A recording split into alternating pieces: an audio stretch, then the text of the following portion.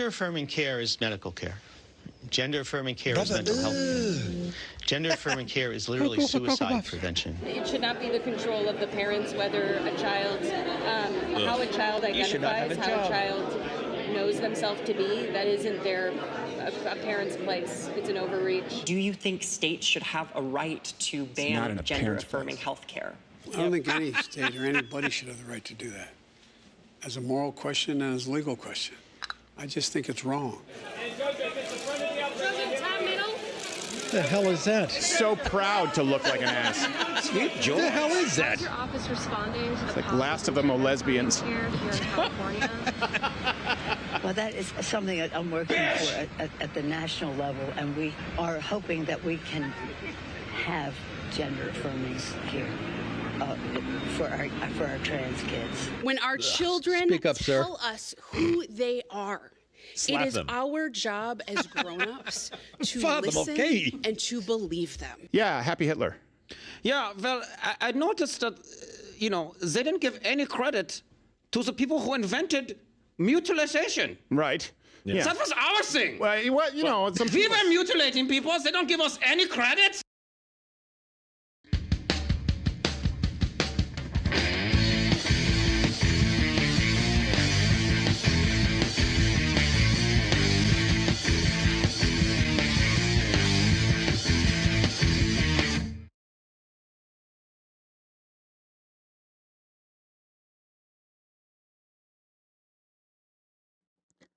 Okay. 2 seconds. I was in a rush in the last second to get everything ready because my headphones even are on wrong. Okay, there we go. I was trying to put a post up on X to let everybody know, even though it was late, I was still going to be on, and I didn't even have time to get a smoke ready. So there we go. I hope you guys are doing well tonight, and sorry once again for the late show. I was not going to do it, but then I decided, you know what, screw it. I'm going to do it anyway because yesterday I didn't do it, and I should have done it anyway, even though it was late, but I was exhausted. I actually passed out, and so it was probably a good idea I didn't, but still. I'm tired of just not doing them when it gets too late. I really should just do it anyway.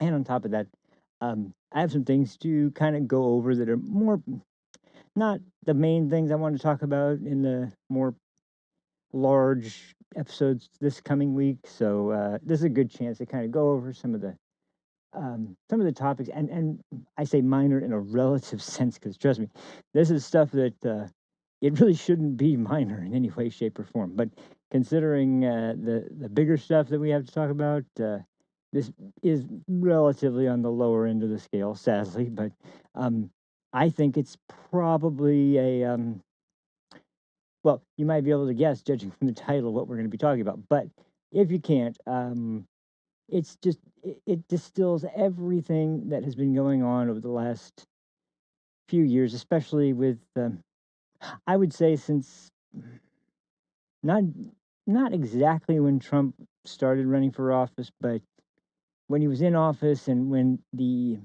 sort of efforts behind getting him to be, across the board with the American people treated like the worst thing that's ever happened to the country. When that wasn't working, that's when this really ramped up, and it really came to a head when he was reelected, because it's obvious at this point that they really did everything they could to prevent him from even making it on a ballot again, let alone making it to the presidency again. So the fact that he did both those things was probably like, it's Trump derangement, but it's also the realization for the Democrat Party that even if we kick and scream and shout and do everything we can, and we cry and we tell people that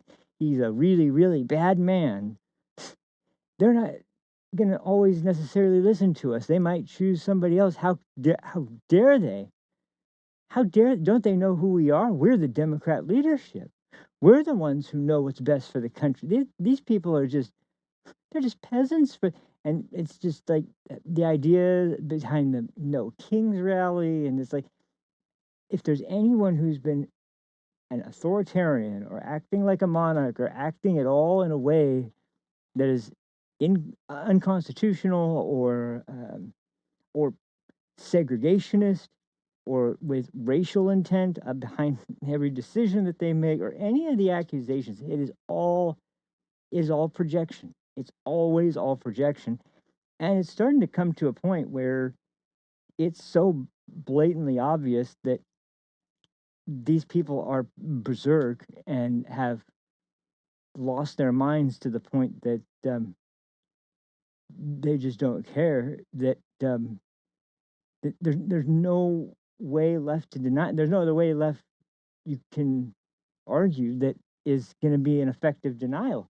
These people are an entitled bunch of whiny little bitches who, I mean, as much as they, there's one line that I can't stand that all Democrats use, and they use it against Trump, they use it against Republicans at large, they use it in any instance where there is a conflict and a serious conflict between the parties.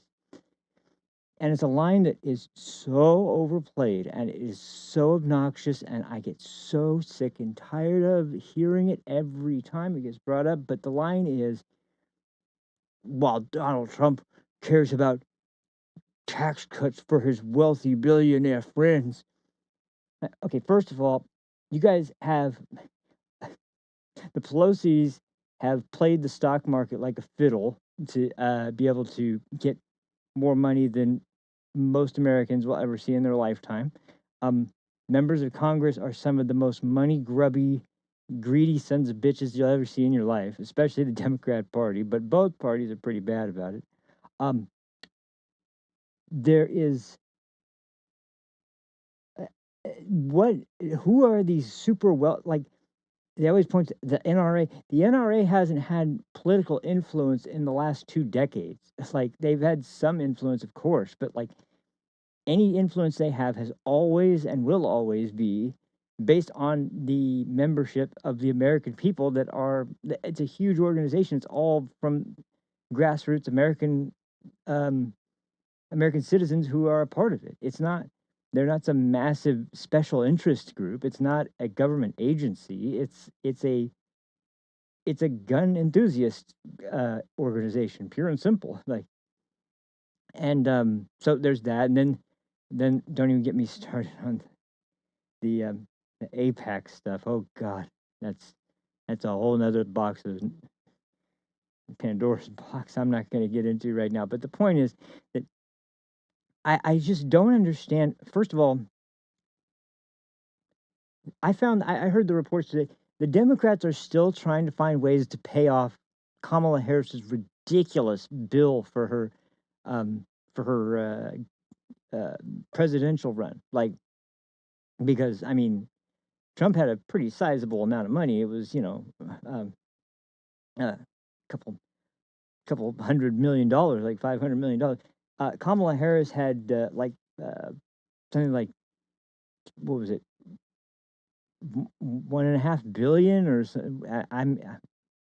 It was way more than Trump's campaign, and they're still trying to pay it off, and they still haven't been able to find a way to pay it off. And I have a feeling, guess who's going to be paying it off? Guess who's going to be paying off the vast majority of it? It's going to be the American taxpayers, everybody that pays their taxes. And here's the point: is that like the whole line of like rich billionaire buddies. What planet are you on where you're sitting there looking at a party thinking that, oh, they're just so concerned about their rich billionaire donors that every decision they make constantly is always Trump has been constantly conversing with the media. That there's far more people that's in the upper class of America that seem to dislike him than like him. His message resonates far more with middle America and with the sort of the what is referred to as flyover country, sort of the central part of the United States, and with the middle class and the even with people in poverty and people in lower class neighborhoods, people in lower class communities, people in low income whose families been in low income brackets for their entire existence. I mean, that's who it resonates the most with, because he talks about the economy, talks about jobs, and this whole idea about tax cuts. Not one part of any bill is presenting tax cuts that are just for billionaires or anything like that.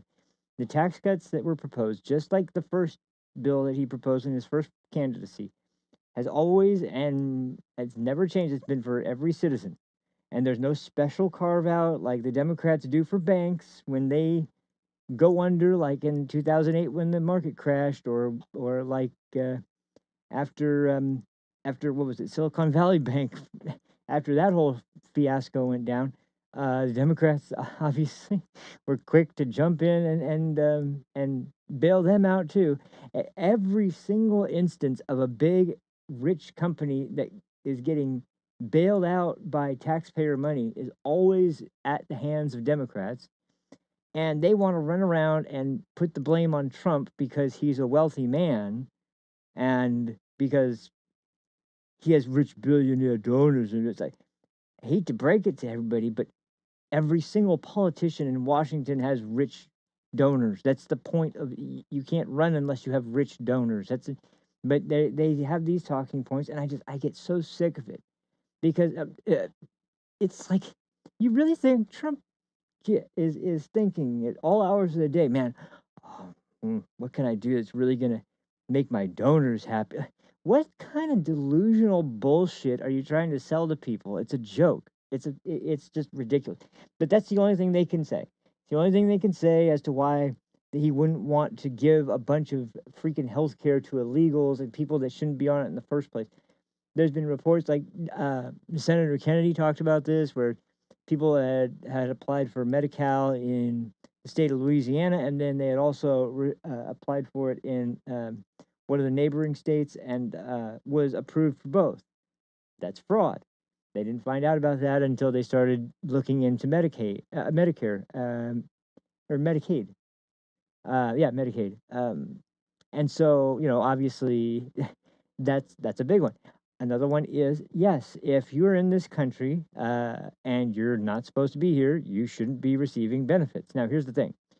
When it comes to, like, say, someone who's in critical condition, who's like been hit by a car or is suffering from some kind of serious, having a heart attack, if there's some sort of serious condition where it's a life or death situation, the hospital is not going to deny that person the life-saving care that they need to survive, because of any kind of status of it that they have. They're going to do whatever they can to save that person's life. Now, what happens afterwards, that's a different story, because if you're not here legally and if you don't have insurance legally or whatever, then you're probably going to have some problems. But nobody's dying, or nobody's at risk of death because of these new provisions that have been added to make sure that Medicare and Medicaid are not provided to Americans or immigrants that don't qualify. That's the whole point. And I can't emphasize this enough. The reason that this is so important is, once again, $37 trillion in debt, where we consistently and every day are paying off more money that is, I always forget this word, interest. There we go. I remember this time. Interest on the debt than we are paying off the debt, because the amount of money is so ridiculous, and we've squeezed the American people for just about all that we can possibly squeeze them for. Everyone talks about these top marginal tax, blah, blah, blah, blah, blah. Well, here's the thing. Watch one of our subjects for the video today, Zoran Momdani, the communist who wants... I'm sorry, the flat-out communist who wants to... did I say socialist. I meant communist. maybe I accidentally said communist first, so that was right. Anyway, the flat out communist who wants everything to be free bus fare and free subway and government run grocery stores. Good luck with that. And it's really incredible to see the lengths that that they will go to sell the message, so long as it's a Democrat that's going to succeed.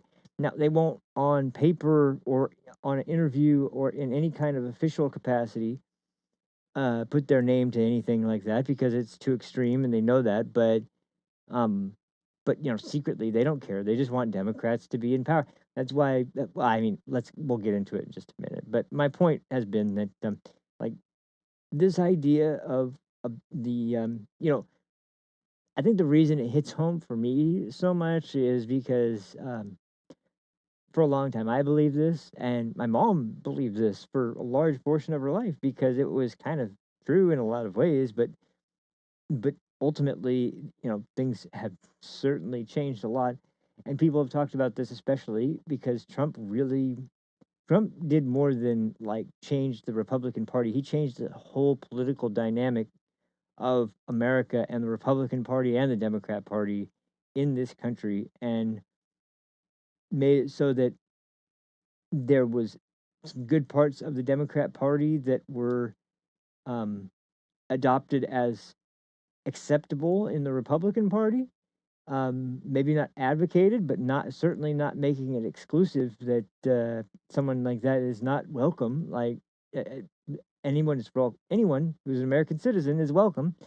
And the other thing is that this was the point that was kind of the sticking point. I was always brought up believing that the Republicans, it was like Republicans equal rich. There was the RR, Republicans rich, uh, and uh, Democrats were more interested in helping lower class people. That was what was kind of, yo, MLA, how's it going, brother? Good to see you, man. Good to see you in the chat. How you doing, man? Um, and that's what I believed for most of my life, and my mom pretty much believed that her whole life. What's crazy is that when she watched Trump speak, when she watched the people he had selected for his cabinet speak, and when she watched the Democrats flipping their shit over all this, it was like this awakening that she at first it was kind of hard to get a grasp on, but now she gets it more than ever. And it's wild because, like I said, it really is like you won't find hateful people in the Republican Party, and you won't find people who are snobby, nose up in the air, kind of elitist snobs that are going to treat you like dirt in the Republican Party. You'll find that in the Democrat Party now. You'll most certainly find that in the Democrat Party now. I'm doing all right, man. I'm doing all right. I'm doing much better now, man. I was doing really bad for a while there. As a matter of fact, I don't think you were here on the day I talked about the MRI I had done and what that showed. But I'll have to catch up with you later and let you know how that went, man. I got an appointment in November to have have the results kind of. I went over the results, but have some sort of treatment proposed. But anyway, doing better now though. Finally, so and man, I'm trying to get back into this regular stream schedule, although I'm not doing a good job at the time. But I'd say the stream numbers have been great. And in fact, I didn't check from yesterday, but the streams recently have been doing great, especially on Rumble. Actually, let me check that real quick because I'm kind of curious. And once again, thank you guys so much for always coming out and really supporting the show. Oh, well, I'm glad to hear that, man. Thank you very much. I'm glad you've been checking them out because this has been like, man, you remember back in the day, to anyone who's watching right now, me and this guy who I'm talking to right now, we used to be, he was one of the guys that did the video game streams with me. Then when I used to just be a uh, gaming content creator mostly, and one of the main people that encouraged me to do a sort of either podcast or live stream or and as I'm still kind of heading into the podcast space and video podcast space, um, but at the time now still just doing live streams now where we're doing social and political discussion. This is one of the main guys that really cheered along my um, my sort of decision to finally get into it. So you can kind of thank him, or maybe you can get mad at him. I don't know. If you hate me and you hate my guts, maybe you can get mad. No, I'm just kidding, just kidding. But anyway, come on, share. Hold on. Okay, that's better. But anyway, yeah, this was yeah. I started out with such a strong showing of the first. I keep talking about this, but it really sucks. But I'm doing my best, and I did get my new liquid cooler today, and I put that in the new case. The motherboard's about to go in, and then everything can be put together. I've got. I didn't get to show you guys this yesterday, but I won't have to worry about my 4-camera capture card anymore, and I will be moving over to a more more appropriate. Yeah, straight up 4-camera 4-camera switcher control deck, which, to be honest, mainly more than anything else, I'm hoping will alleviate some of the CPU and GPU load that's on the computer while I'm doing streams, and also just in general has the ability to directly connect to the internet without even connecting to the PC. So I'm still going to be running some software that will control it, but I'm gonna have to familiarize myself with it. It probably won't be used right away, but yeah, for sure, man. We definitely need to catch up, and I don't know. I don't know what you're on these days. I know you must have PC or something because, or maybe you don't. I don't know. I know you have Discord though, so I know I can talk to you on there. But yeah, yeah, definitely. Jay told me you're trying to talk to me, and if you haven't heard, there's been maybe Jay told you, maybe not, but I've been going through a lot of freaking for the first time in my life, really going through medical issues that have been really serious. So, like I said, I'm doing a lot better now than I was, but it really was kind of a shock because that's never been an issue. I've always been really healthy. I never had any. Uh, oh, congratulations! You've joined the big leagues. Awesome, good to hear, man. Awesome shit. Yeah, uh, I've been focused so much on getting my audio and streaming equipment together that I haven't really. I mean, I haven't really needed to. I've got a NVIDIA RTX 4080, but yeah, I don't really. And I've got a pretty damn good Ryzen CPU as well. But anyway, aside from that, yeah, we need to. I've got way too many games on Steam, so yeah, I'm always down for some. As a matter of fact, speaking of which, I don't know what the hell's been going on with the fighting game scene, man, but it's been really taking a nosedive as of late. I'm hoping that there's some stuff that comes up sometime soon, kind of saves it because my goodness, is it suffering? But that with a few exceptions, but uh, but anyway, back to our subjects for today. But nice, yeah.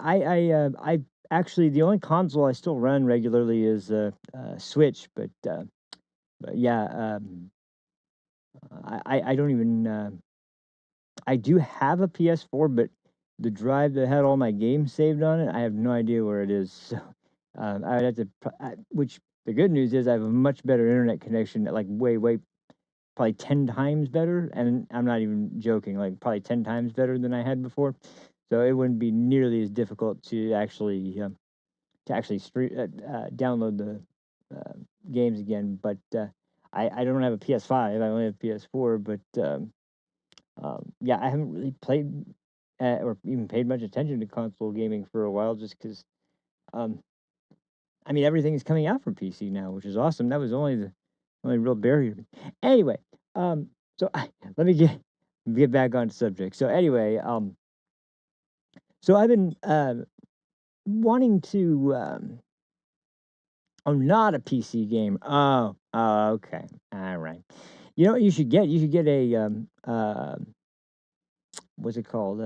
Strawberry pie. Is it? Am I off on that? Yeah, strawberry pie. Or is it cherry pie? No, it's not cherry pie. The little mini computer. You can get one of those. Those are always fun. But anyway, so if you guys haven't heard of, I'm sure you guys have heard of the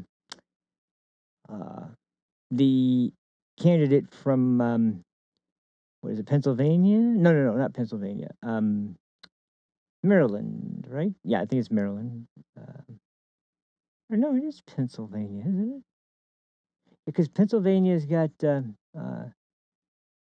Abigail Spamberger versus Winsome Sears, which is hilarious because they're blaming it on sexism if Abigail Spamberger doesn't win, and they're like, it'll be because of sexism. It's like her opponent is a black woman, which I thought the Democrats would have been all for. You know, what happened to you know, making sure that black people can succeed, and you know, especially when it's against an evil white oppressor and colonizer. You know, come on, what are you guys thinking here? But yeah, now they're you know, they can't use anything else other than sex, but they can't even use that either because they're both women. So I have no idea how they came to that conclusion. But the biggest problem is that she supports Jay Jones, who is the one who the guy that came out saying he wanted to piss on the grave of that dead member of the Pennsylvania Senate that was put to rest just recently, and then they were talking, and the funny part is that the person he was talking to, yeah, me, I still do, but it's just getting more rare to find good matches, man. That's kind of the hard part, but sometimes, and when that happens, it's great. Anyway, the problem was that you could tell by when the woman got the messages from Jay Jones. She's like, she said something to the effect, I can't remember the exact wording, but something to the effect of, we really don't, or I really don't like when you go on these rants, Jay. Could you please keep it, can you please not, something along the lines of, essentially, we get tired of when you're always talking about murdering our opponents, Jay. Can you please knock it off? So it's not like this was the first time he did this, and it wasn't like this was the first person he had done this with. You know, he'd done this with probably who knows how many colleagues on the Democrat side, and this is the kind of guy who I mean, I kind of know because there's been times when I've been this guy, and I will admit it's not a fun person to be around when someone doesn't want to talk about politics, and you show up to, you know, you're texting them, or you show up to their house, or yeah, it's like, if you're at your house, hey, you can do whatever you want, or if you're in your phone call, or your whatever, just, you know, that's fine. But when someone's texting you or going to your house, or getting into your space and constantly wanting to talk politics, and they don't reciprocate, and they're just like, can we just drop this? I just don't want to get into it. It's like that is like when you be okay. I respect that, but that's where like, and I will admit that yeah, like I said, I've kind of pushed it before, but the thing is that when you push a Democrat, um, they never have that tone for very long. In fact, they get riled up really easily. Um, and I remember, well, I won't get into me. Let's just stick with, let's just stick with, because it was funny. I'll just say it ended with me being called. I think I've talked a little bit about this before, but it ended up with me being described as a 4chan troll that only got my news from radical right wing dark web sources or some shit. And I was, dude, I've never, I don't use 4chan. I've never used 4chan. I've never, I don't use the deep web either. I don't know what you're talking about. But he just couldn't accept that there is any good reason to vote for Trump, I guess.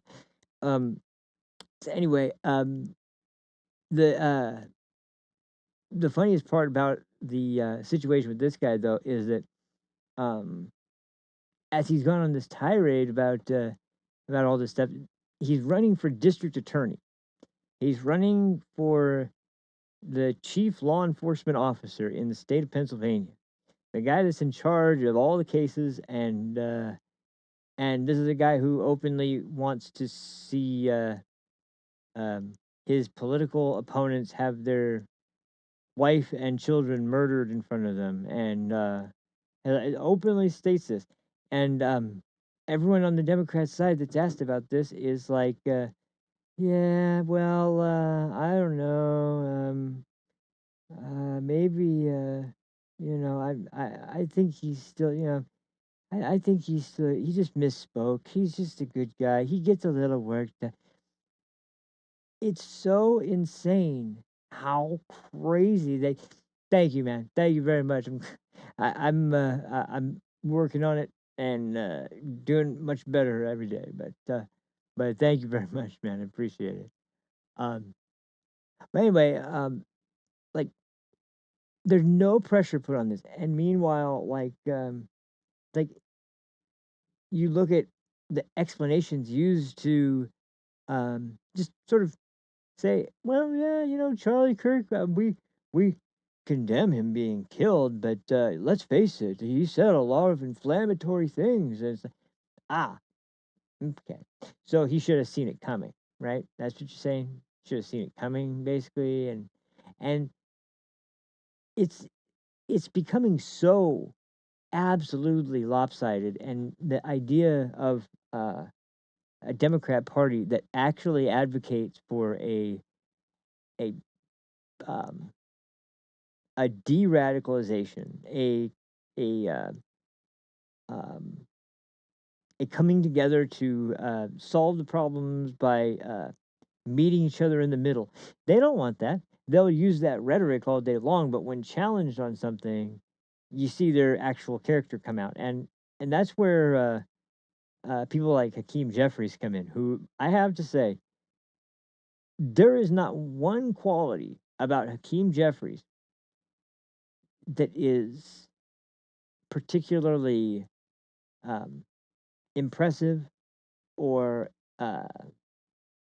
shows any kind of uh, proclivity to leadership or any kind of ability to uh, lead by example or to hold the team together in times of crisis or anything.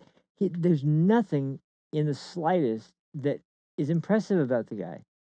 When you ask him tough questions, he reverts back to the same slogans he uses over and over again. Once again, goes into Democrats are trying to protect the medical insurance for people who have no bullshit. You're trying to protect the vote that you have, and you're trying to protect your position.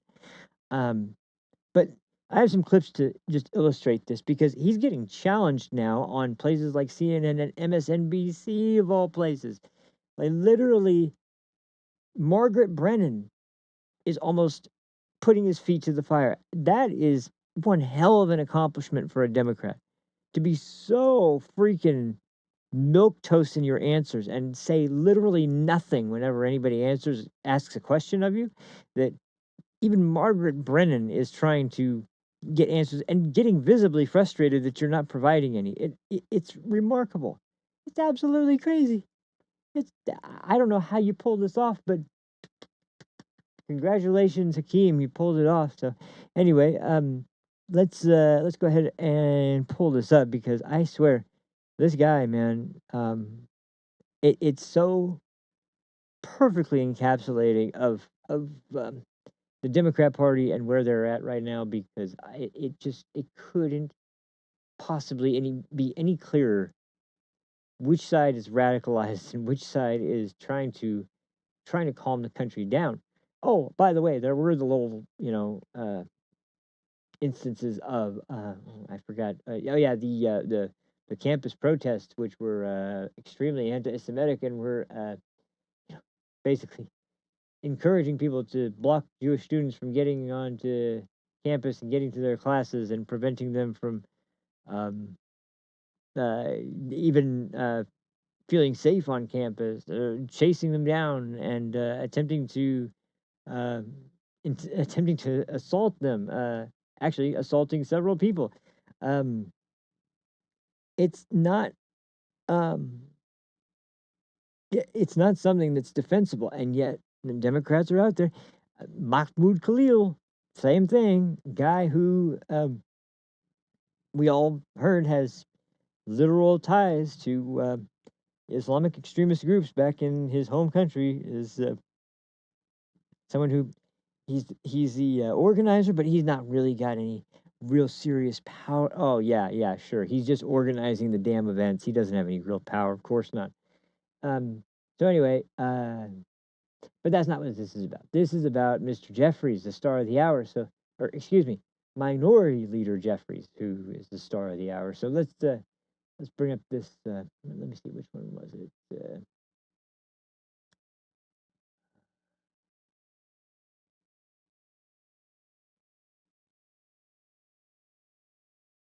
Hmm,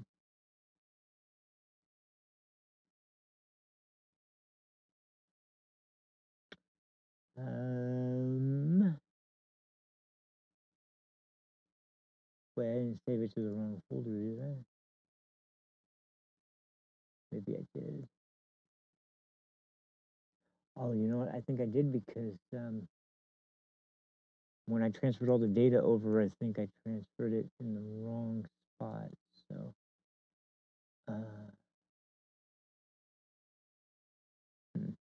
oh, that's right. This happened last time, and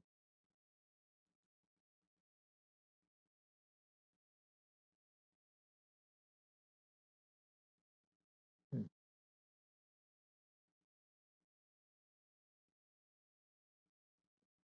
geez, where did they go? Hold on.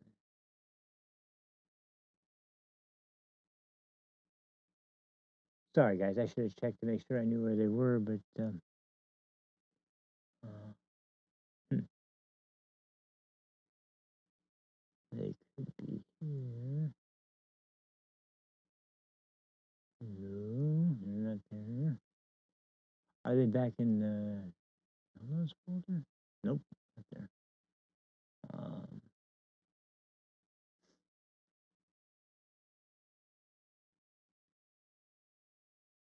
not there. Well, you know what? Hold on. I'll figure out where they are very quickly. I'll just have to bring. Oh, I forgot Steam is not open anymore. Jeez. Um. Well, and I think it's the only way I'm gonna be able to figure this out. Yeah, it's not here. Let me just give me just a second. I'll figure it out if I just open up Steam and check where they get sent to, because I'm never gonna figure it out otherwise. Um, like I said, I think when I transferred everything over to different drives, which I think last time I mentioned I got that 4 terabyte solid state drive that I was trying to transfer everything over to. I finally got everything. transferred over to that 4 terabyte drive, and now pretty much everything is moved, which is great news. So, but since there's new drives all over the place, and some are using old letters and some aren't, for identifiers, I think there may have been a change in where they get sent. So, even though technically everything's always been sent to the C drive, but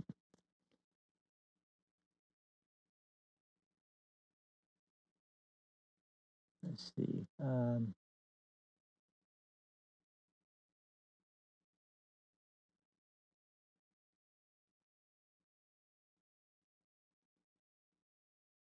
Oh, here, I'll have to put something in there.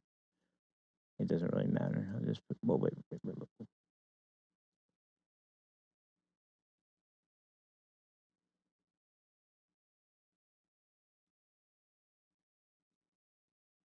Hmm.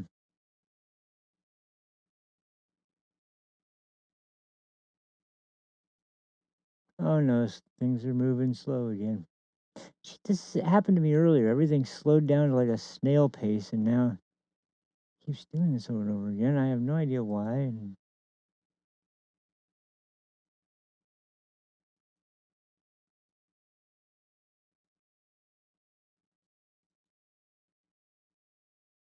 oh, I could have just opened.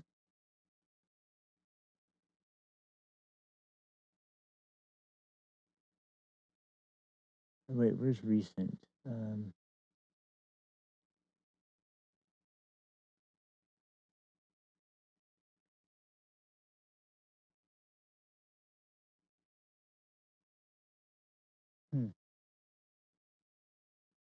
Man. Oh, here we go.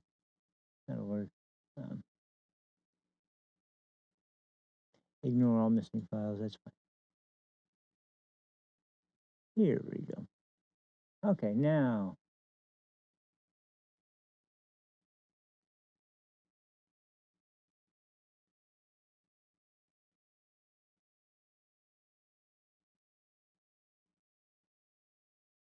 Oh, yeah, it's in the main folder, not in the clips for the show folder. Jeez, that was ridiculous. Okay.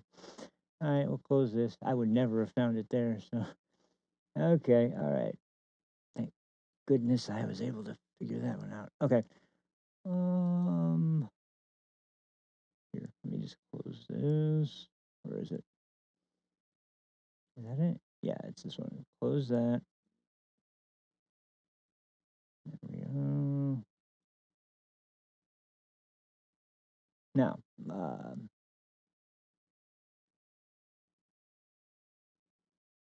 aha, yep, here they are.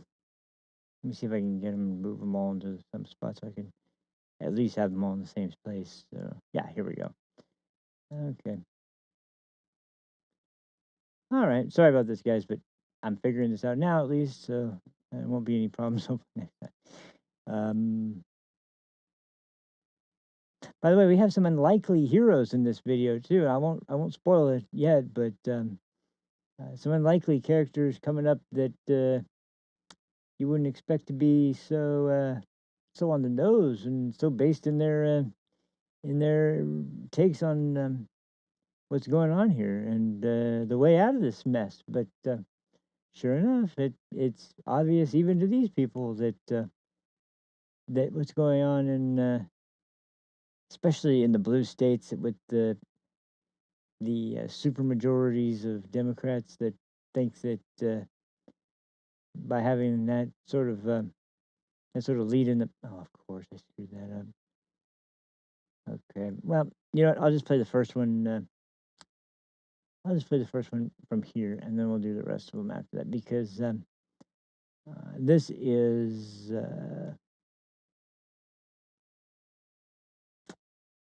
this one is most obvious and honestly, honestly, the one that is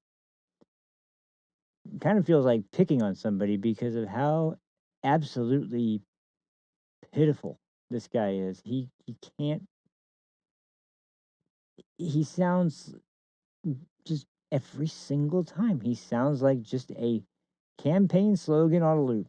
That's all he sounds like. He sounds like a distilled campaign slogan that was propped out on stage to give a specific message over and over and over and over and over again, nonstop, his entire career. And that's all. Maybe that's all they trust him to do, because that's all he's ever shown he was able to do. I don't know. But, can't find this one.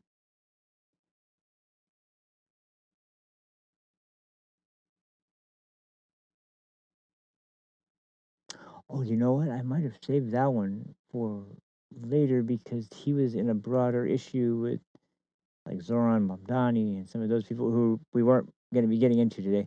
Instead, how about we take a look at another Democrat senator, someone who is on the Senate side, so he probably has a little bit more pull than even the minority leader of the House. But nevertheless, this guy is exactly who you would expect to see defending the indefensible, let's say. And we haven't even gotten into this guy yet, so I don't even know if I should play that one yet. I'll ask her it. Because aside from Jay Jones, we've got this new case. And I'm sure you've heard the controversy over the Nazi tattoo, so let's just get into that. Yeah, here we go. This is perfect. This is absolutely perfect. So this is Senator Chris Murphy, and you can see the evolution of this guy, and how his messaging has, shall we say, learned to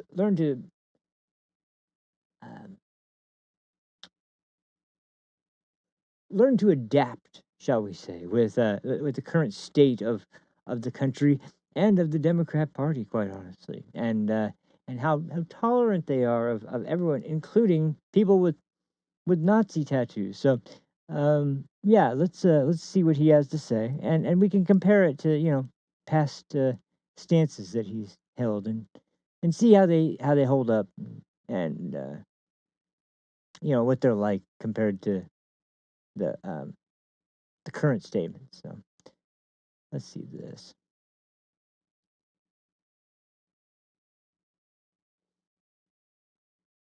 Now, bear in mind, of course, he's using the obviously completely disqualifying act of Elon Musk's quote unquote Nazi salute at the rally, where he was clearly doing a Nazi salute by going like this. Like, I've seen Nazi salutes before, and correct me if I'm wrong, I always remember seeing it kind of held out, like this, like, I don't remember them going like this, like they're throwing a frisbee, or like, doing this, like, I'm throwing my heart out to you because my heart's out to all of you. No, I kind of remember them stopping like this to salute, which is why it's called a Nazi salute. It's not called a Nazi fling or a Nazi frisbee throw or a Nazi, there's different verbs, I guess, you use to or wait a minute, an adjective. Okay, I'm out of my mind right now. I won't even try to crack down on that one. Let's just say there's other words you would use to describe that action other than salute. So you'd expect of somebody that critical of someone who's doing something that remotely resembles a Nazi salute is going to be completely intolerant of anyone associated with Nazis, right? Let's see how that holds up in this day and age, where people that are, and bear in mind, this guy running for the Senate, right now he is still in a primary. He's not running against a Republican in a general. He is running against another Democrat for the candidacy for the Democrats for the Senate candidate in Maine. So that means that this isn't like they're picking him over the Republican. This is they're picking him over the other Democrat. And that's the funniest part. This is not like we have to pick him because otherwise the Republican will get, no, this is, we should pick this guy because he's got the support of the people in Maine, or wherever he's getting the support from, probably from Antifa. Anyway, let's see what he has to say about this, because this is fascinating. So, anyway, here we go. A real man of the people. What you saw is what you think you saw.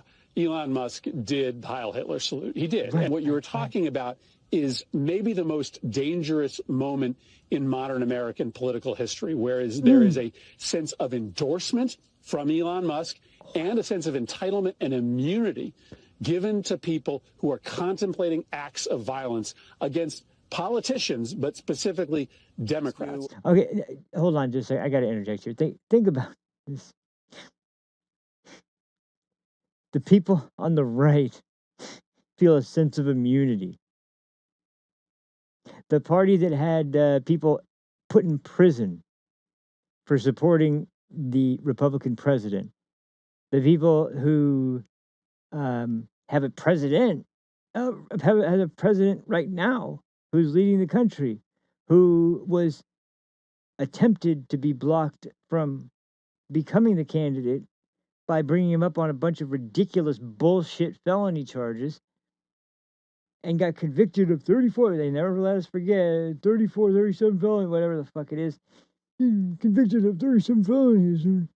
All of them are obviously true, even though, it's total bullshit. But, like, hey, he's a felon. He's a convicted felon. And he's so... It's like, they're the ones who think they're going to be able to get away with anything. The ones that have been persecuted more than any other political figure in the history of the country, maybe at least in this century. And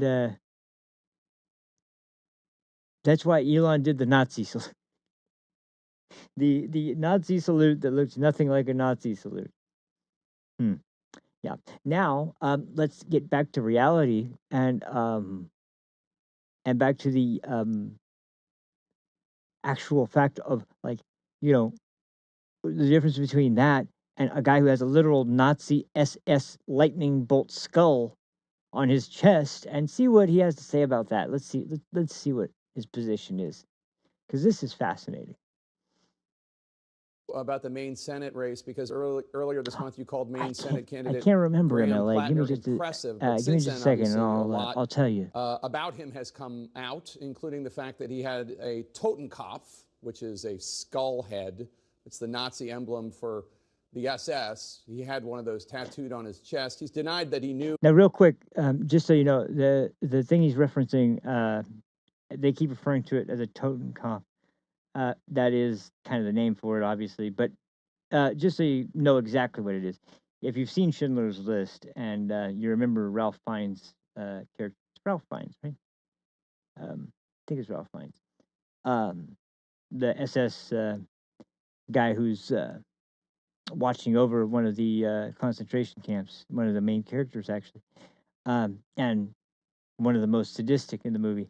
As you know, he's overlooking the camp where people are just having constant inhumane acts done on an hour-to-hour basis, nonstop every day, and he's the one overlooking this. He's a SS officer, and he's wearing the exact same symbol on his uniform. That's the symbol that this guy. So I guess you can also say he never watched Schindler's List either. That's for a guy who's in the military, it's kind of strange, but not that that means he has to watch the movie. I'm just saying it is a little strange that he's never seen Schindler's List. He's completely unaware of what the skull from the SS, let alone the two Thunderbolts side by side mean. Like, just that alone is a kind of a dead giveaway. But anyway, let's just go. Let's continue with this this mental gymnastics that we're about to see. This is Olympic level mental gymnastics that we're about to watch. What the tattoo meant until recently, but CNN did find several times he discussed the Totenkopf emblem in recent years and months. Do you still think Plattner is impressive? Yeah, I saw that reporting. I think I'm meeting with him this upcoming week, so I'm certainly interested to hear from him about it. I mean, anytime you see something like that, you scratch your head.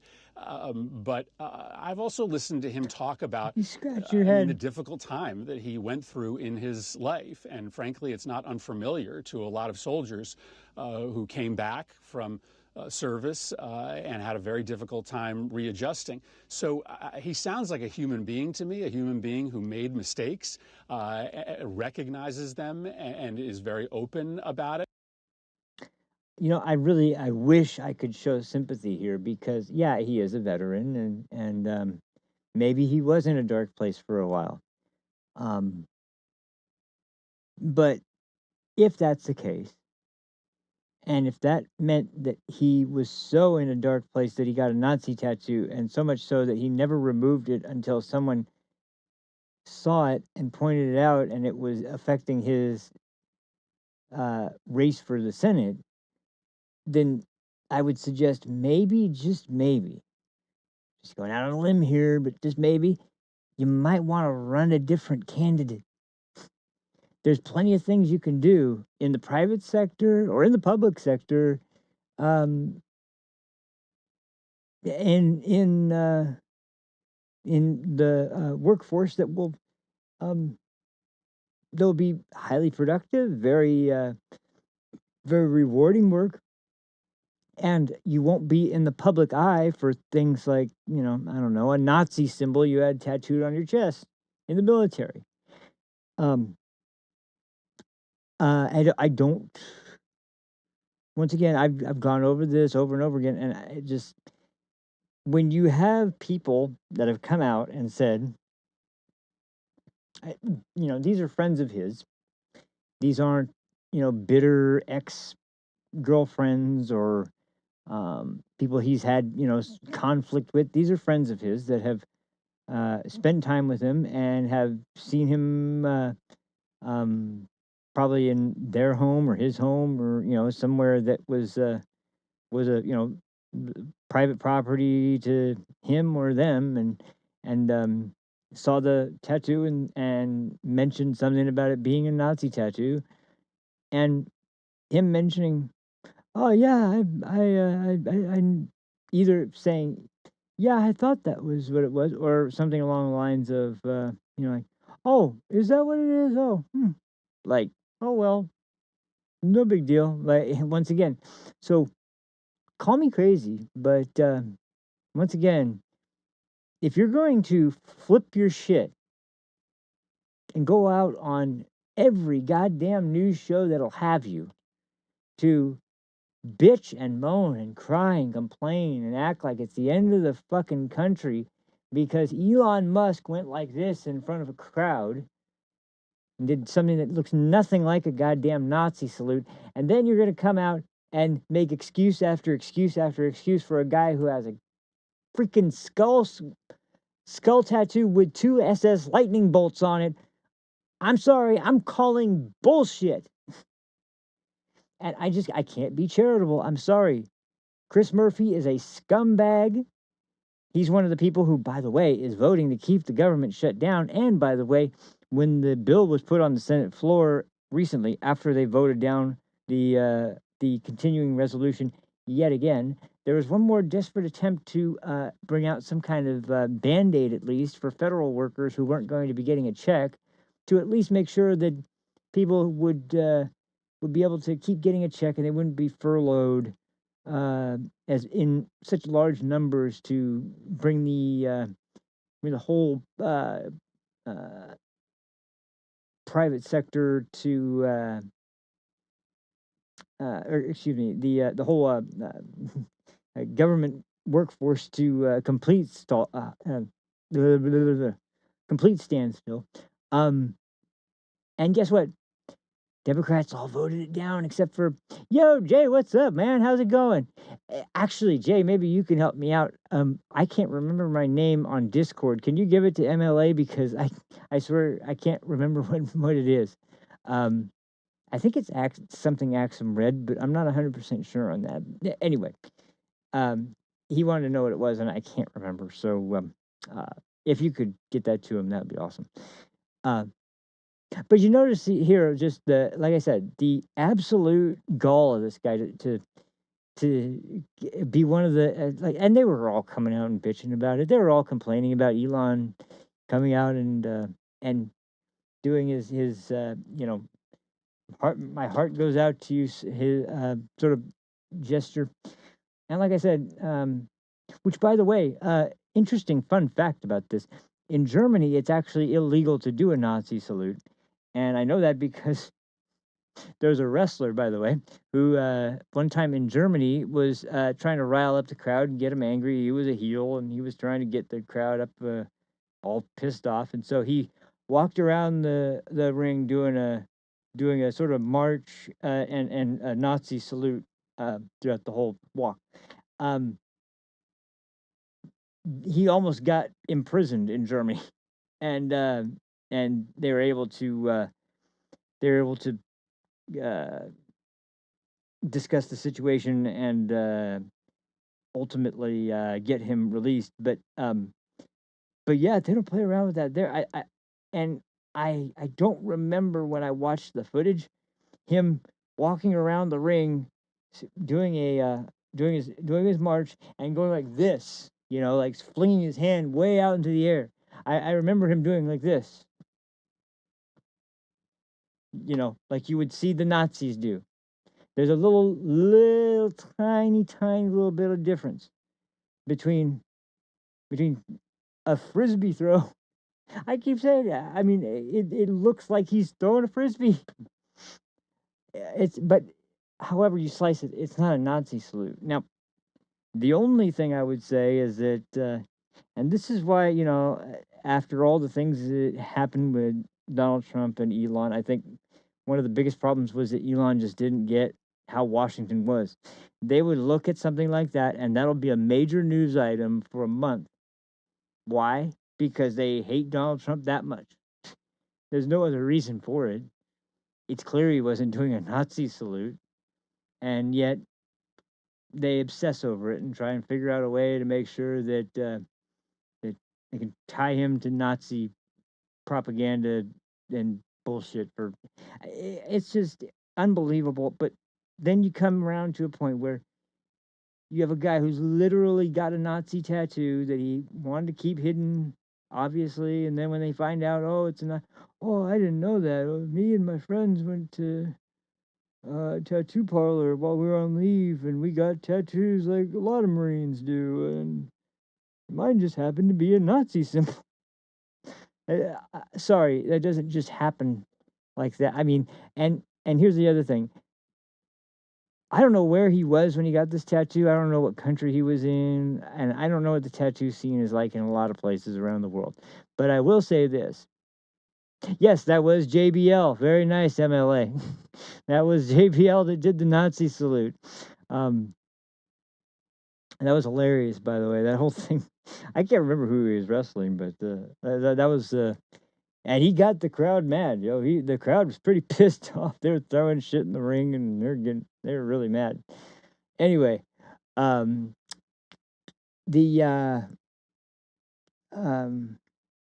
it called? Oh, geez, I lost my train of thought. Damn.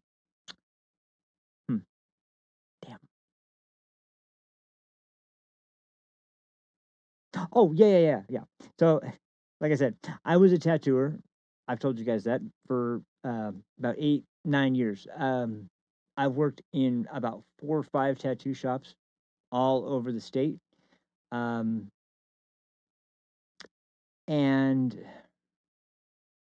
I've seen a lot of different. I mean, I've talked to people from all over the country who've worked in several states. Haven't talked to an artist who comes from another country, like had a real long conversation with one or anything. But I'll say this: if we were ever to be, if we were ever in a tattoo shop, if I was ever in a tattoo shop.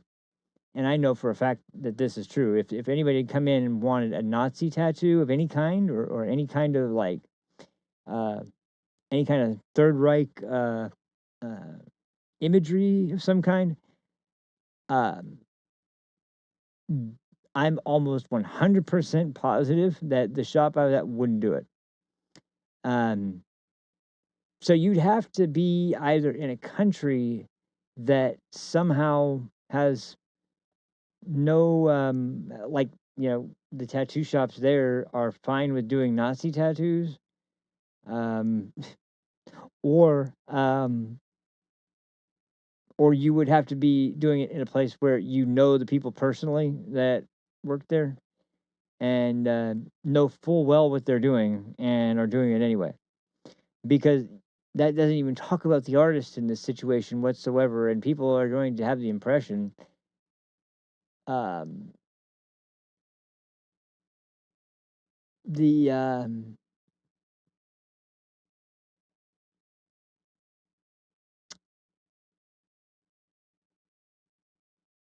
the way that, like, you would have like some kind of close connection with somebody else who um, would look at a design that you would bring in, or a design that they even had, as part of their collection of artwork, because every tattooer is going to have their own book of likely combination of hand drawn art uh, and then maybe painted art. Usually it's watercolor. Most flash or tattoo art you see is done in watercolor paint. Um, there are tons of different ways that people do designs, and it's usually based on their own personal style. But if someone was to have, like, people wouldn't have just a collection of their artwork framed on the wall for people to select as, a type of tattoo they would get.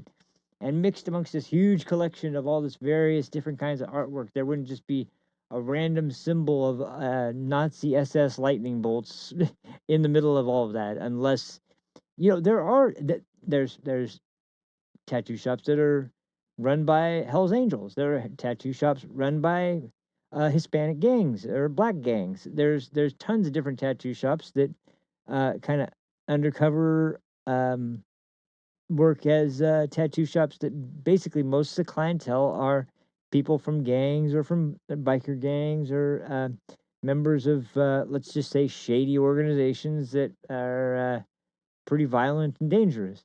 I'm sure Antifa has a lot of tattoo shops that are sympathetic to them that do tattoo work for them.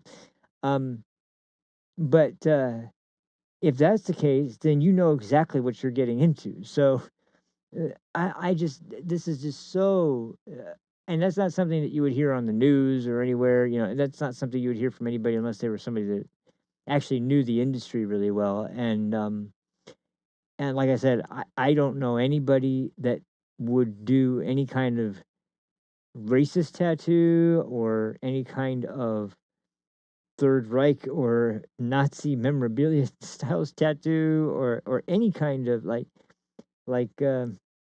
um, like if you were to ask them to do a tattoo honoring Joseph Stalin, I don't think they would do it. I mean, there's so many things about tattoo shops where, especially because, I mean, it depends on who works there. Like, the guy who trained me was last name's Garcia. He was a large part Hispanic, and he's not gonna be. Now, he joked around about uh, uh, all kinds of racial jokes. Tattoo shops are a lot like locker rooms. Nothing's off limits to talk about. Tattooing, on the other hand, when it comes to actually putting permanent marks on people's body, that's a totally different subject. That's not something you're going to screw around with. So much so that, if you're asked to do someone's, like a boyfriend's name or a girlfriend's name on someone, you're going to have to, like, at least 2 or 3 times make sure that you are uh, reminding them that, hey, just so you know, I mean, I'm not trying to tell you what to do, but this is permanent, and I don't want to, have any issues where you come back with some sort of regret, or there's some sort of issue where somebody, because I've had I've talked about it before where there's been issues with that came up. There was never a problem before, and I tattooed somebody, and then all of a sudden, as soon as they got their boyfriend's name tattooed on them, then there was a problem, and I had to cover it up like the next week because there was literally a relationship issue that was caused by getting the tattoo. Pure and simple. It's something that that has serious weight, and you always need to remind clients that of what they're getting and the um, potential blowback that they can get from whether it's in their personal life or just in public that is going to be a problem. Um, Great example in terms of something that is a little bit more, a certain culture, but at the same time is still a big deal. Is see a shamrock tattoo, right? You would think nothing of it, especially if it's on an Irish guy, but in prison, the shamrock is a sign for the Aryan Brotherhood. And if you have a shamrock tattoo on you in prison, um, they'll give you an option to cover it up, or they're going to come cut it off. Pure and simple. It's going to be removed. It's going to be gone one way or another.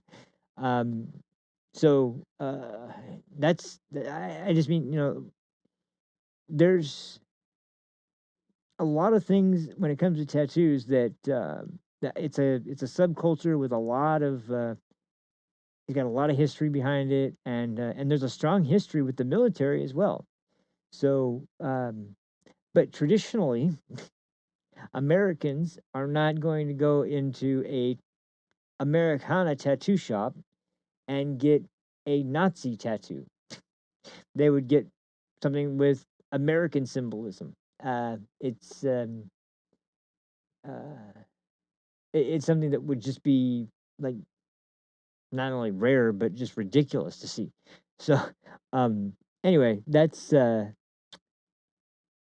just the reality of the way that tattoo shops operate. Now, like I said, there's of course crazy immoral tattoo shops out there.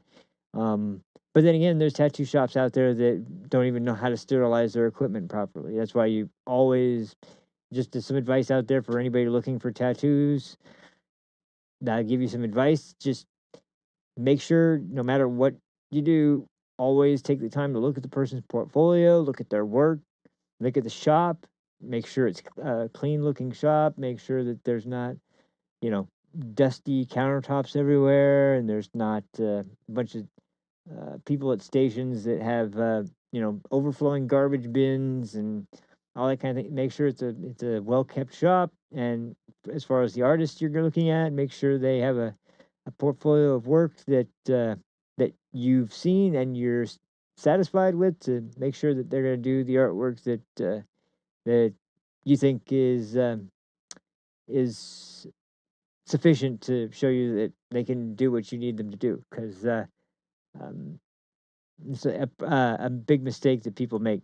And also, one thing I will say too is that don't come in and blaming the artist for something when you don't follow their aftercare instructions. Because I talked about this before, but somebody came in complaining about how tattoo I didn't heal up right, and I said, well, that doesn't look right, but I don't think it didn't look like that when it came when you left, and I don't see how this could have happened. And were you in the sun, or was the sun beaming? It's like, no. I was like, okay. Did you when you're taking showers or something, did you have water running directly on it? It's like, well, no, but I mean, when I was in the pool, I was like, whoa, you went to a pool? And she's like, yeah. I was like, I told you not to submerge it in water. It's like, oh, like, yeah, that's gonna really ruin the healing process. And so I mean, I had to fix it, but now generally it's kind of written as a rule, but it's not a rule that's followed. Where if you follow the aftercare process, a touch up on it is free, but most of the time you can't tell. Now, and even in a case where you can tell because someone outright admits that they didn't follow the aftercare process, you still do a touch up for free. And I did it for free because I didn't want to lose a customer. But I was just like, and this time don't dunk it in a pool or don't dunk it in a jacuzzi. Don't dunk it in a bath. Take showers. I'm sorry you can't take a trip to the pool and dunk it in the pool, but you're just gonna have to wait a couple weeks before you do that, and after a couple weeks you'll be fine. But just don't do it while it's healing, especially while it's still an open wound. It's gonna, believe me, it's not gonna turn out right. And the more you have to get tattooed over the same spot, the more scar tissue is gonna build up, and the more it's not gonna take ink anymore. And it's like just like stuff that you're not gonna know. And so, um, yeah, tattooing, man. I mean, that was one thing for me is that I really, really was always someone who's not just interested in tattooing, but in the history of the art of tattooing, where it came from, how it evolved over time, and I've actually had a tabori tattoo done on my leg. I'll show you guys someday. It's a maple leaf, a Japanese maple leaf, but tabori is. If any of you have ever seen the like bamboo rods that have the needles on the end that are done by hand like this, like like that. That's I had one of those. Now it's just the color. I don't want to sound too badass. The line work was done with a regular tattoo machine, but the coloring was all done by hand with a sort of tabori style tattooing, and looks amazing. Looks really good. I love it. Guy that did it, not too big a fan of anymore, but yeah, it's a really interesting process, and you gotta also remember, like in Japan, when tabori tattooing was still a thing, people had whole back pieces done like that, like whole back and bottom, upper thigh and buttocks and everything. They had the whole freaking backside done like that. That's goes back to Japanese culture and in a lot of cases, tattooing was actually illegal in Japan for a long time, and so all their tools would get destroyed very often. They'd have their studios raided, and if they got away or if they got out somehow, they were lucky and get back to work. But they always had to keep replacing supplies. And I remember the guy's name now. By the way, finally, I remember someone who really inspired me with their artwork was a guy Horiyoshi 3, who, if you want to see some badass Japanese tattooing, oh, his work is amazing. And his work philosophy is even crazier because he had a real serious hardcore apprenticeship. And this was back when tattoo apprenticeships in Japan were kind of treated like apprenticeships for sushi chefs, where it's like you don't even start working behind the counter as a sushi chef at all, as even a assistant for like 10 years. So that's not quite as intense, but it's still pretty intense. And the work that you have to do at that time, like I said, mostly all by hand, and so yeah, that's some intense shit. But anyway, that's just awesome, interesting side note. But awesome, man, good to hear. Good to hear. Um, so anyway, that's Chris Murphy on the situation. Let's roll right along because this is something I find even more interesting, and I think this is um, kind of the crux of the whole situation with this guy because I was making the case already, although I don't think I could put it any better than Scott Jennings can. You see on CNN, like I said, it takes a really serious situation for CNN to actually criticize a Democrat under any circumstances. That in and of itself is pretty remarkable. However, oh whoopsie, what did I just do? Oh, never mind. That wasn't important. Um, however, there was a segment on CNN where they do what is it? It's this weird show with Abby Phillips, and the only reason anybody pays attention is because of Scott Jennings. But he absolutely just says what I think everyone who has had to suffer through um, Democrat cancel culture and Democrat accusational um, uh, sort of reputation smearing and attempts to destroy people's lives, destroy people's careers, destroy people's families, like, by leveling these same types of accusations. They've been doing that for so long. And now CNN to come out and have to admit that, yeah, this is pretty bad. This is, I don't know why why you'd still be operating like this. Scott Jennings comes in and gives the perfect answer. And I swear, this is like one of those situations where I could shed a tear at how proud I am to have this guy on our side, because my goodness, he sums this up perfectly. But I can't go through this show without showing you guys what he had to say about this. So I think we'll probably cut it after that. Yeah, I'll save the other subject for tomorrow. Like I said, I don't want to run too late tonight. I started so late that I don't want to do the show forever tonight. So, and we got a lot to talk about next week. Trust me. There's some big stuff I've had planned for a couple days now, and I'm really looking forward to doing it. So, yeah, we'll get on to that, and hopefully I'll have time for it. By the way, I've been going range shooting again recently, because ever since um, ever since I was a gun owner again, I decided what the hell, I need to at least go and spend some time on the range and at least practice a little bit, make sure I can still handle a firearm, and I know what I'm doing, and I can hit the target. And I'm still pretty damn good with the firearm. But um, the reason I bring it up is just because one of the things we'll be talking about this week is Gavin Newsom. And yeah, this guy, to call him the scum of the earth is generous. He is if you looked up snake oil salesman, like as a term, what the definition of it was, like, I think a picture of Gavin Newsom would pop up like right next to it. He is a snake oil salesman in every sense of the word. He has no solutions. He has no answers for anything. He flips his position on a dime. He weasels his way through explanations of everything. And I think the one that did it for me was when the Palisades fire was going on, and a woman who was clearly, absolutely distraught, and I think she had lost some of her family in the fires, and she was on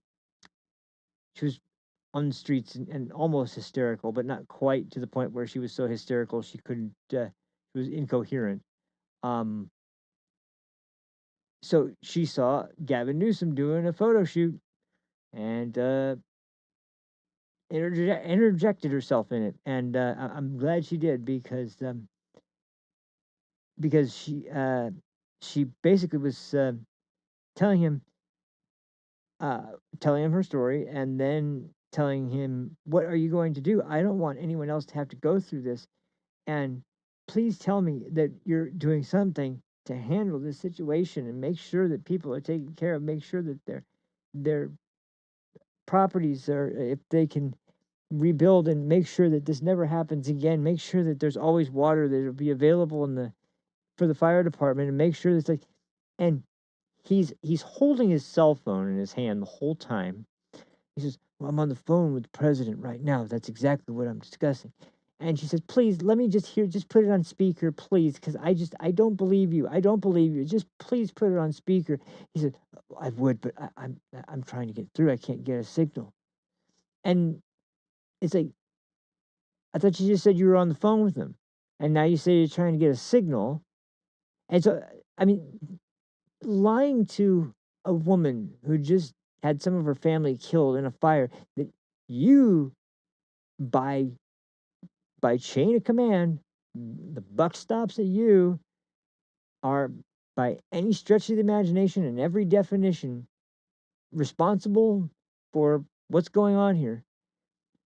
And when a victim of your absolute what's it called, where you're completely not paying any attention to your obligations, basically completely I guess you're AWOL in your duties. You are not at all concerned with doing the things you're supposed to do as the leader of a state. You have no concern. You're more concerned about making sure that you can send out your little climate change message and making sure that you can do that by talking about all these things the state is doing with water. In the meantime, the fire hydrants don't even have enough water to put out fires in an area where same time every year these winds come through. Now, we did find out recently they were started by somebody who purposely started the fire. However, these fires happen on a yearly basis, and they are contained or not contained based on two things. Number one, how prepared the county is, and the city is, and the state is, and number two, by how much dry brush is left in the forest. And Gavin Newsom, once again, another campaign promise was he's going to clean up the dry brush that was leading to all the fires in Southern California. And of course, what did he do? Well, he did one photo shoot of him standing in the middle of the woods in a completely nondescript location, picking up handfuls of dry tree trunk and pine needles and branches from pine trees, and throwing them in dumpsters and doing that for about 30 seconds before the news crews started talking to him. And then those were over, and I would guarantee that was all he did while he was there. And I doubt anybody else that was even there in the shot did much else in the area, because there's been no activity in the sort of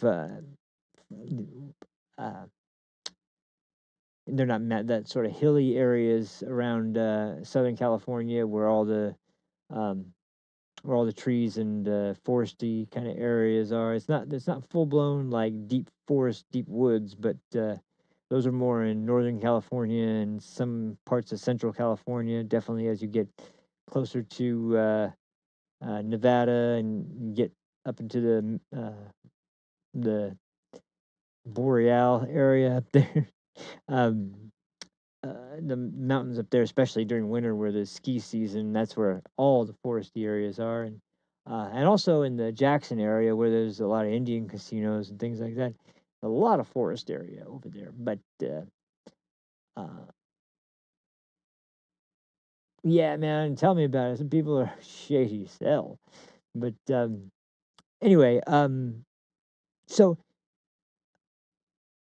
Gavin Newsom is going to be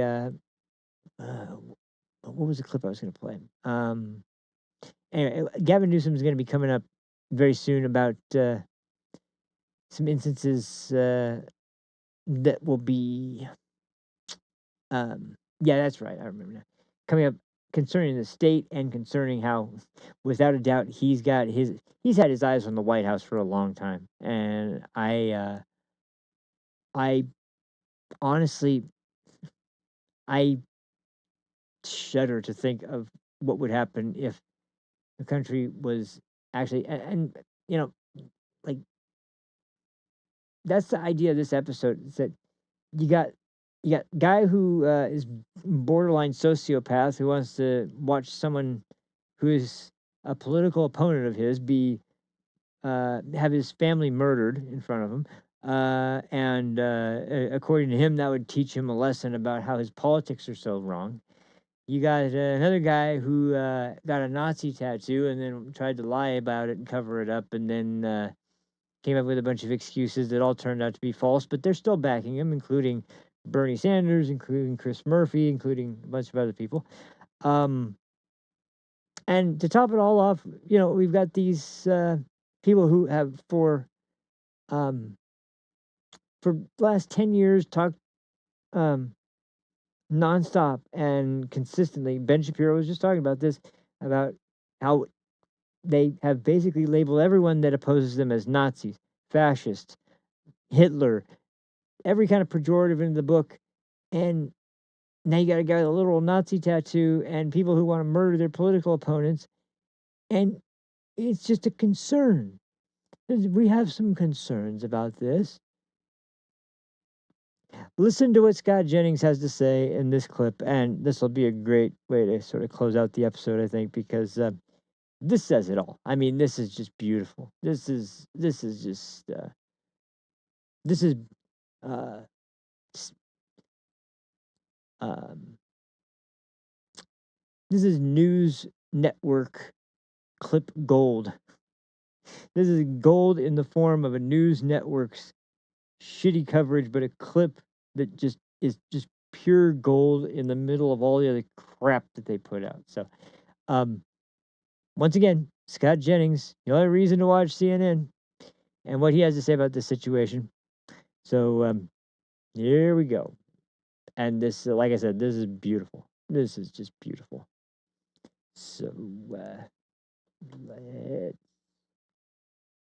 By the way, I hope I think the audio is probably sounding good out there. I've been spending a long time with equalizing and mixing the settings, and I'm working on getting it perfected. But I hope it's sounding good out there because, man, I've been really putting some serious time into learning more and more about audio engineering, and it's been really beneficial, I think. But I'll be relying on you guys out there to let me know how everything's working and how everything sounds. So, um, so here we go. Let's get to this last clip, and just this has come up in its most perfect form.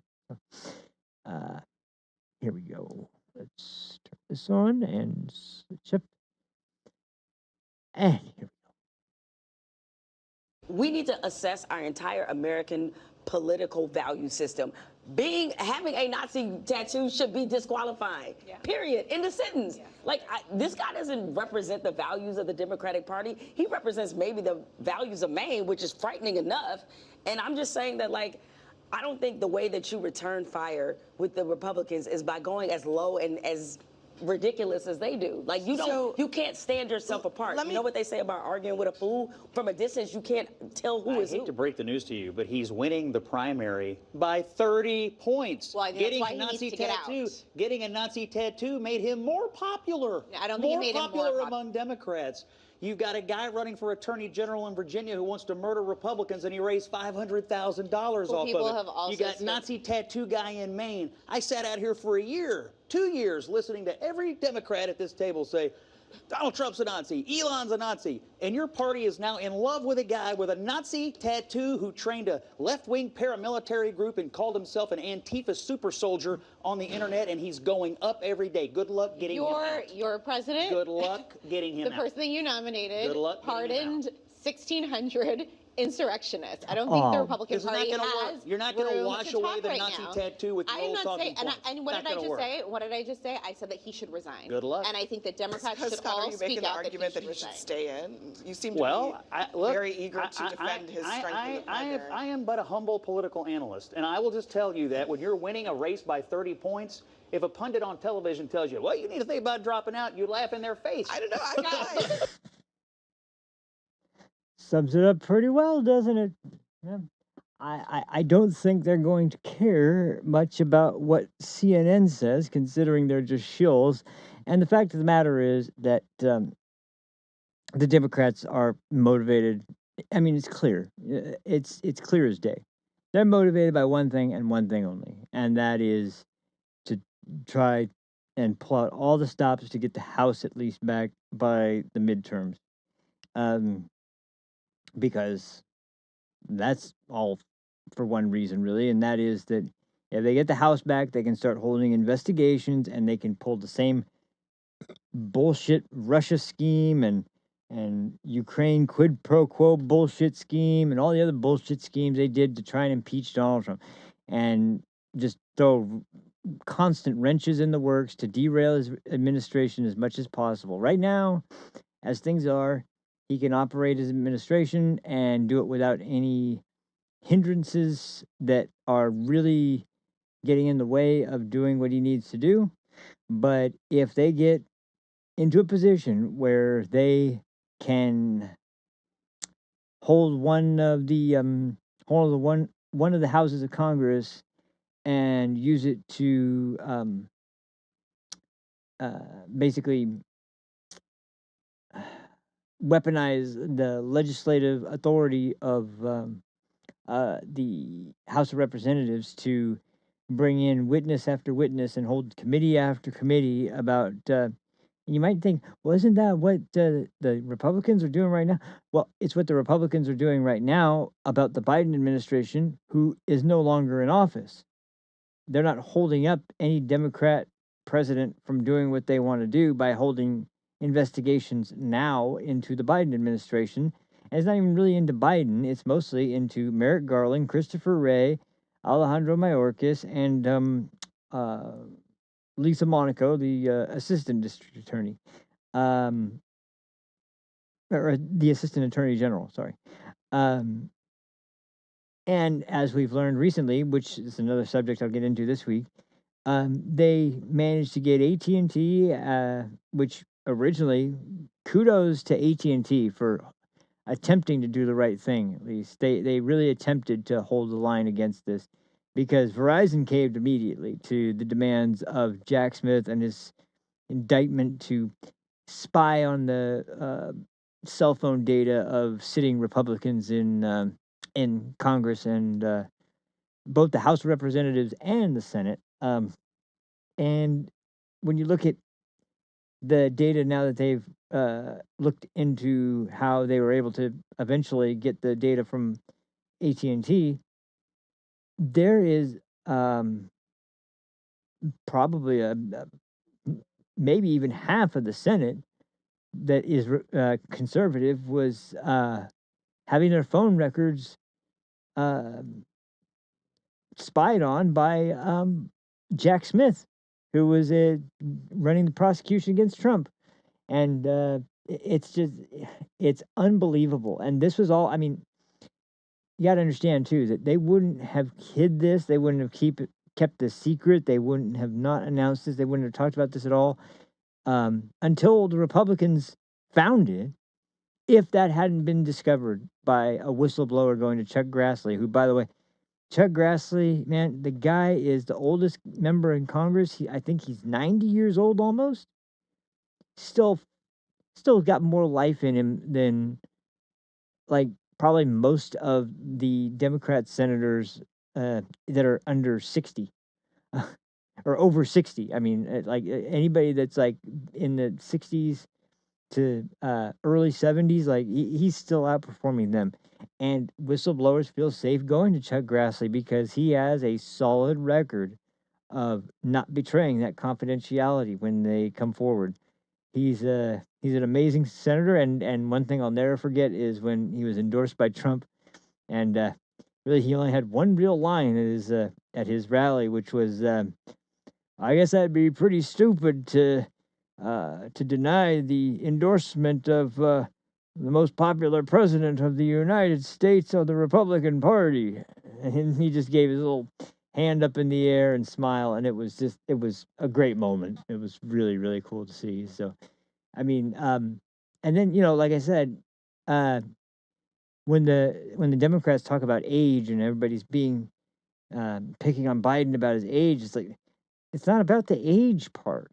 It's about what kinds of mental degradation can start to happen at those age when you start reaching those upper high age levels, and just how your genetics are, and how susceptible you are to mental disease. And unfortunately for Joe Biden, this is nothing I say with any joy.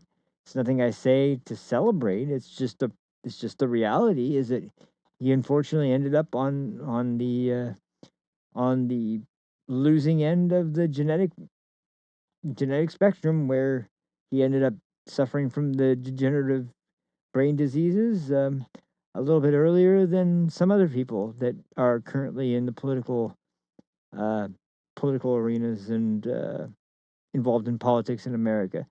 It has nothing to do with his age. It has to do with the fact that he was clearly losing all control of his mental faculties. And You know, they've been going on for a long time. If you look at Mitch McConnell right now, he's basically in the position now where it's looking like he is going to have to step away soon, and because if you see the last video where he takes a nasty fall, it's like it's just I can't stand to see that, because as much as I might disagree with Mitch McConnell in a lot of things, first off, he was one of the most staunch Republicans and one of the staunchest defenders of the country for many years. And once again, I disagree with a lot of what his positions have been, but he's served for a long time, and on top of that, um, he's basically given it his all as a majority leader and as a minority leader. And when he decided it was time for him to pass the torch, he passed the torch to John Thune, who's the new majority leader in the Senate. He's tried to just act within his capacity as just a member of the Senate who has a lot of experience, but with how his performance and his mental faculties have been visibly degrading as of late, I think it's going to be a stain on his legacy if he doesn't take this opportunity to retire and live out the rest of his life in a real peaceful way, and with a you know lifetime's worth of experience to impart on those around him and those closest to him, and that's a hell of a legacy to leave behind. So anyway, but that'll do it for this episode, guys. Thank you guys so much for watching. By the way, you two, I'll jump on Discord right now if you want to exchange information. Make sure that you guys have all that fun stuff. And to everybody else, I'm planning on going live tomorrow. I will do my best to go live tomorrow. I got to finish building my PC and finally having a new home for it, and hopefully everything works out good. I don't think there should be any issues, because I'm really just, this is literally just a case swap, and that's just about it. But yeah, I will probably see you guys tomorrow, unless some grave catastrophe goes on. Otherwise, I should be here. So hopefully see you then. Until then, take care of yourselves, guys. Have a fantastic night, and I will talk to you then. Peace.